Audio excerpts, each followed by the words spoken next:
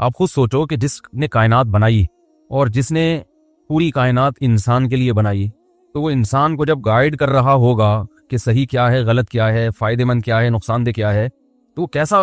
یعنی کتنی اہم بات ہوگی وہ، اور اس کی تو ضرورت انسان کو سب سے زیادہ ہے۔ لیکن الحم سے لے کے والناس تک، اور عجیب بات یہ بھی ہے کہ اللہ نے 1400 سال پہلے اس کتاب کو نازل کر کے ایسی حفاظت کی ہے، اس کی ایسی حفاظت کی ہے کہ آج ہمیں 1400 سال پرانی کوئی کتاب، کوئی تحریر اتنی محفوظ نہیں ملتی۔ کوئی دنیا کو چیلنج ہے یہ، کوئی دکھاؤ ایسی کتاب۔ اس کی وجہ بھی وہی ہے کہ بھائی اللہ کا کلام ہے، اللہ نے اپنے بندوں سے بات چیت کی ہے، بڑی امپورٹنٹ بات ہے، بہت اہم بات ہے، تو وہ ضائع ہو جائے، وہی اگر ضائع ہو گئی تو پھر تو ہم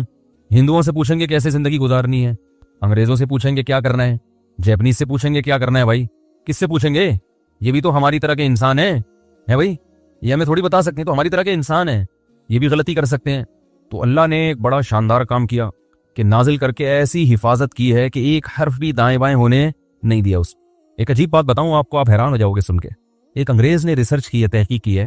کہ اگر کوئی شخص اپنی لکھی ہوئی تحقیق کو ہمیشہ محفوظ رکھنا چاہتا ہے، محفوظ کا مطلب اس طور پر کہ لوگ ہمیشہ اس سے فائدہ اٹھائیں، تو اسے چاہیے کہ وہ تحریر عربی میں لکھے، کسی اور زبان میں نہیں آ رہی بات۔ وجہ اس کی یہ کہ اس نے یہ لکھا ہے کہ ہر زبان چینج ہو رہی ہے اور کچھ وقت کے بعد وہ مکمل چینج ہو چکی ہوتی ہے سوائے عربی کے۔ یعنی اس نے خود یہ اعتراف کیا کہ آج آپ 150 سال پرانی انگلش کی کتابیں پڑھیں تو آپ کی سمجھ میں،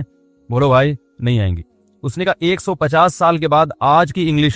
اس نسل کی سمجھ میں نہیں آئے گی جو 150 سال کے بعد پیدا ہوں گے، تو کیا آج کی کتابیں ان کی سمجھ میں آ جائیں گی؟ میں ٹی وی میں آ رہا ہوں، بولو بھائی، تو پھر بولیں نا، کچھ جواب تو دیں۔ 150 سال کے بعد آج جو انگلش کی بکس ہیں، جو انگلش میں ریسرچ ہے، جو لوگوں نے لکھی ہیں، وہ 150 سال کے بعد وہ کتابیں آج کی سمجھ میں نہیں آئیں گی لوگوں کے، کیونکہ زبان چینج ہو رہی ہے، انگلش بھی، فرینچ بھی، ہر اردو بھی۔ دیکھو انگلش میں شیل کا استعمال، شیل کا صرف پیٹرول پمپ رہ گیا ہے جو آئی شیل گو ہم لوگ بچپن میں بولتے تھے، آئی شیل گو، وہ ول پہ آ گیا سب۔ اس طرح اور بہت سارے الفاظ۔ کل مجھے کسی انگلش کے پرسوں کسی ماہر ٹیچر نے بتایا کہ شیکسپیئر کی جو انگلش کی تحریریں ہیں اب نئی جنریشن کو وہ سمجھ میں نہیں آ رہی، وہ پرانی انگلش ہے، جیسے اردو پرانی کوئی بولے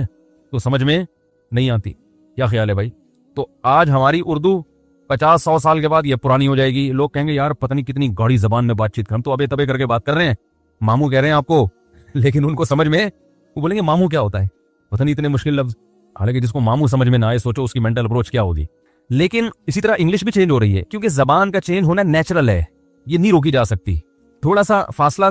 تبدیل ہوتا ہے تو زبان چینج ہو چکی ہوتی ہے۔ آپ کراچی کی اردو، آپ حیدرآباد جائیں تو اردو وہاں پہ چینج، اپن، آپ اپن یہ کر رہے ہیں، اپن آؤ اپن بیٹھ کے چائے پیتے ہیں بولتے ہیں نا، تھوڑا سا آگے جائیں گے